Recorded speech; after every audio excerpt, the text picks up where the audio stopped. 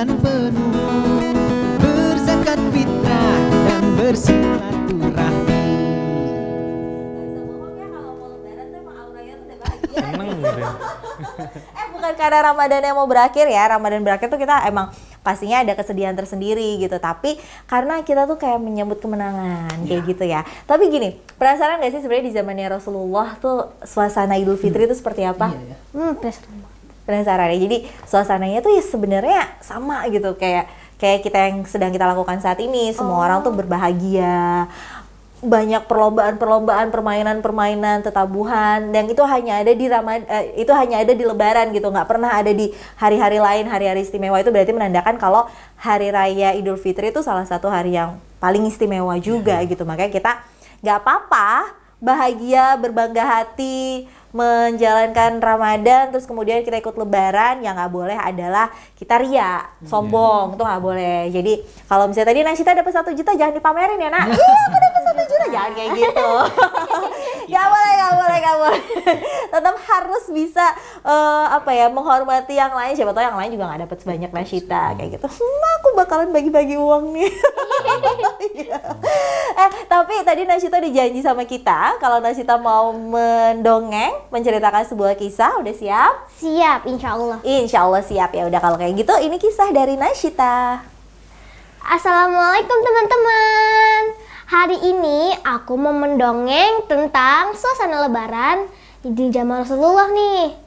Di suatu hari raya, Rasulullah Shallallahu Alaihi Wasallam keluar rumah untuk melaksanakan sholat Idul Fitri.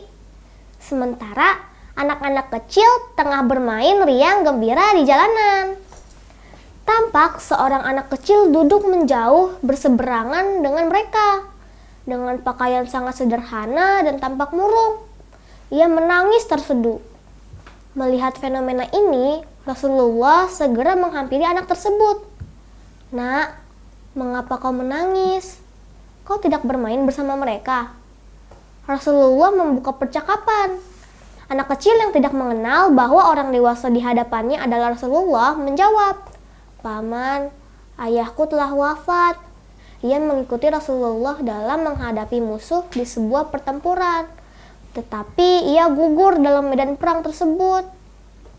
Rasulullah Shallallahu Alaihi Wasallam terus mengikuti cerita anak yang murung tersebut sambil meraba kemana ujung cerita. Nabi mendengarkan dengan saksama rangkaian peristiwa dan nasib malang yang menimpa anak tersebut. Ibuku menikah lagi, ia memakan warisanku, peninggalan ayah, sedangkan suaminya mengusirku dari rumahku. Kini aku tak memiliki apapun, makanan, minuman, pakaian, dan tempat tinggal. Aku bukan siapa-siapa, tetapi hari ini aku melihat teman-teman sebayaku merayakan hari raya bersama ayah mereka, dan perasaanku dikuasai oleh nasib kehampaan tanpa ayah. Untuk itulah aku menangis. Mendengar penuturan ini, batin Rasulullah terenyuh. Ternyata ada anak-anak yatim dari sahabat yang gugur membela agama dan Rasulnya di medan perang. Mengalami nasib malang begini, Rasulullah segera menguasai diri. Rasul yang duduk berhadapan dengan anak ini segera menggenggam lengannya. Nak, dengarkan baik-baik.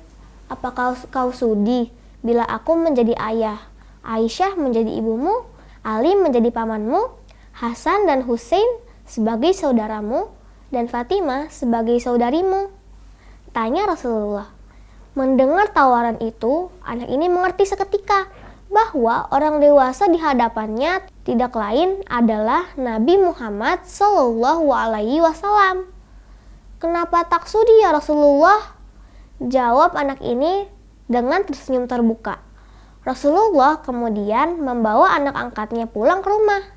Di sana, anak ini diberikan pakaian terbaik dan dipersilakan makan hingga kenyang. Penampilannya diperhatikan, lalu diberikan wangi-wangian. Setelah beres semuanya, ia pun keluar dari rumah.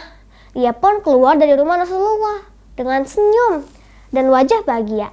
Melihat perubahan drastis pada anak ini, para sahabatnya bertanya, Sebelum ini kau menangis, tetapi kini kau tampak sangat gembira.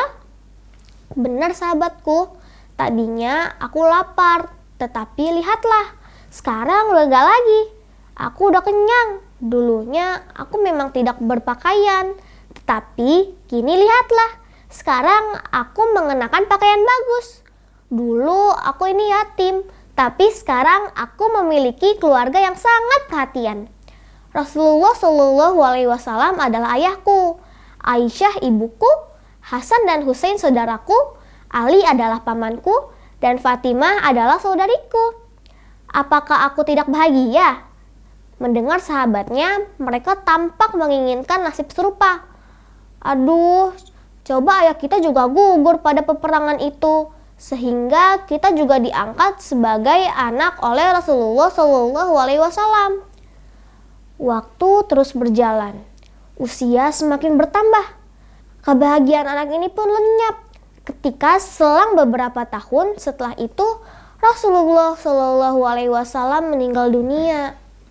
Meratapi kepergian ayah angkat paling mulia ini, ia keluar rumah seraya menaburkan debu di atas kepalanya. Celaka, sungguh celaka. Kini aku kembali terasing. Aku bukan siapa-siapa lagi. Aku kini menjadi yatim. Sepi, katanya terisak. Abu Bakar As-Siddiq yang menyaksikan anak ini segera memeluknya. Abu Bakar kemudian mengambil alih pengasuhannya. Itu dia teman-teman, kisah tentang lebaran di zaman Rasulullah. Wah, seru banget ya, Masya Allah, Masya Allah. Tapi tadi ada pelajaran penting gitu, bahwa memang di suasana Idul Fitri itu Rasulullah tuh harus sampai bahkan meneliti betul gitu, semua orang harus bahagia soalnya pada saat itu. Bahkan tadi ngelihat ada salah satu anak yang sedih, langsung disamperin, langsung diangkat anak. Biar apa? Biar semua orang merasakan hikmahnya berlebaran. Wah, lebaran karena ini lagi spesial, kita juga nggak boleh sedih-sedih lagi, kita harus bahagia. Untuk itu kita harus dengerin Kak Pandu sama Kak Almi nyanyi lagu lebaran ya. Temanya tentang lebaran, terus kita nggak mau 2 lagu, karena biasanya kan kalau sama Kak Pandu kasihnya 2 lagu ya. Iya, 3 dong. Tiga. Berarti kalau kayak gitu jangan kemana-mana, pemirsa Hikmah, tetap di program Hikmah Kisah. Oh, senangnya puasa sebulan penuh, berzakat fitrah dan bersilaturahmi. Oh, senangnya puasa sebulan penuh, berzakat fitrah dan bersilaturahmi.